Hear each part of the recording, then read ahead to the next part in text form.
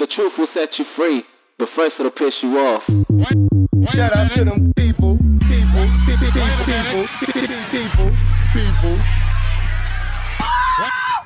What's poppin' YouTube? Welcome back to my channel. It's your girl Dope Ass Panda, and today I'm going to show you guys how I do my jumbo box braids. And I start off by parting my client's hair in half at the top. I like to do the top and the back separately, so I go ahead and do that first. And I'm defining my parts using Cream of Nature Argan Oil's Edge Control. And then I'm going to go ahead and start separating my rows for the box braids. And I did a total of 18 braids, so there was 10 in the back and then 8 in the top section.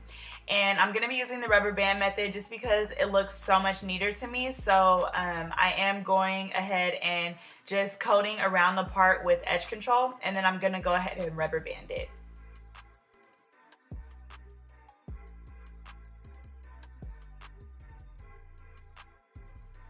I feel like the key to making these look extremely neat is just to have nice clean parts. Like, parting is just, I mean, it makes your style just look so much better when you have really neat and clean parts. So I recommend that you guys go over your part. Like, when I first part it, it's kind of like a rough draft, and then I go over it with edge control and I kind of really clean up my lines. And that just helps to make sure that, you know, my style looks really neat. And then when you're doing this second row of, when you're sectioning out this second row, you want to make sure that the braids are going to fall in between the parts from the first row. So how I have three box braids at the bottom, this next section is going to have 4. And I'm making sure that these box braids are going to fall in between those parts. And that's just to help make your style look a lot more full and less empty.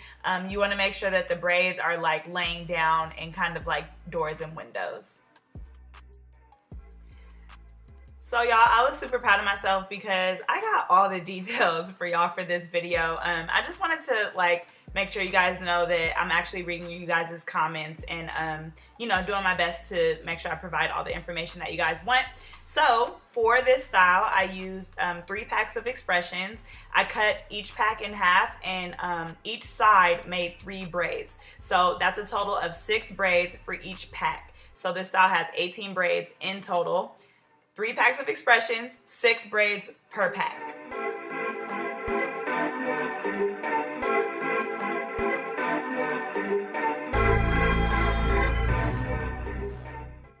So once I get to the box braids, I literally zoom through this style, and to connect them, I'm using the 2-strand method. So I am using 2 strands of the synthetic hair, and then the client's hair is the 3rd strand. And as I'm braiding down, I'm just borrowing hair from those 2 strands to make the to make her hair pretty much like the same thickness. So if that's kind of hard to understand, I do have a video dedicated to how to start box braids, and I gave you guys like 7 different ways that you guys can you know, start your box braids off. So if you do need a video that has more detail on that, I'll make sure I put it in the description section for you guys.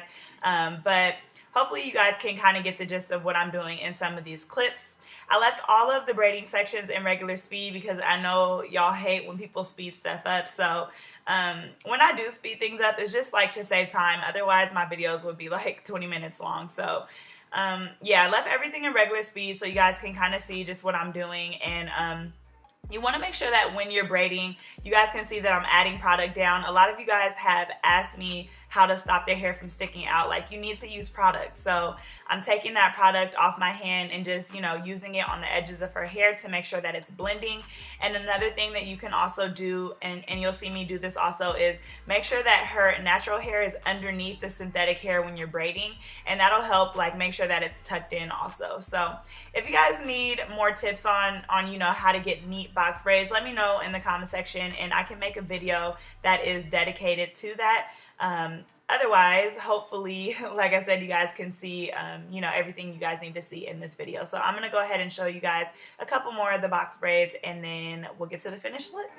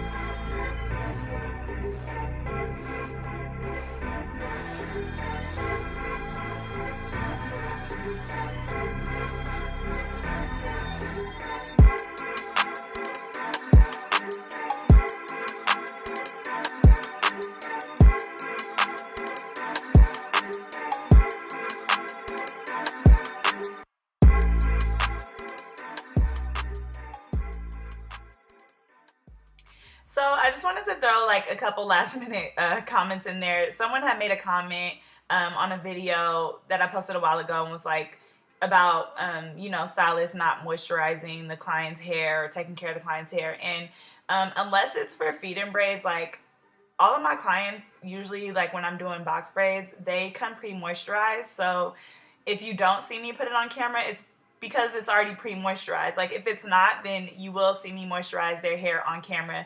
But I don't feel the need to be like, her hair's pre-moisturized every video. So I never, you know, let my clients leave out with a dry ass scalp or just like, you know, dry hair in general. So yeah, I just kind of wanted to throw that in there. For feed-in braids, like on my website, I tell them not to come in pre-moisturized just because with feed-in braids, the oil sometimes like it makes the edge controls that I use turn white, so I like to moisturize it afterwards. And so yeah, I just wanted to like throw that in there.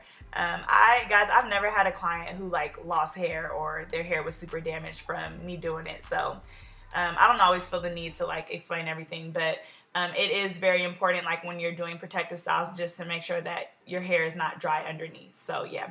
Also for this client, I didn't mousse her hair. Like I kind of skipped that step just because I've noticed with some textures, when you put the mousse on it, their hair starts to like revert. So it gets like puffy, or sometimes it'll like start to stick out of the braids. So I skipped that step for her just because she's like transitioning. So yeah, I didn't want that to happen on her hair. But here's the finished product, and I hope you guys like it. And I was actually following a picture, like she wanted her hair similar to a style that she had seen on Pinterest, so I'll drop that picture in here also. And yeah, that's pretty much it for this video. If you guys have any questions, let me know in the comment section below. As always, I appreciate each and every one of you guys. Make sure you thumbs up if you like this video, like, comment, and subscribe, and I will catch you guys next time. Bye!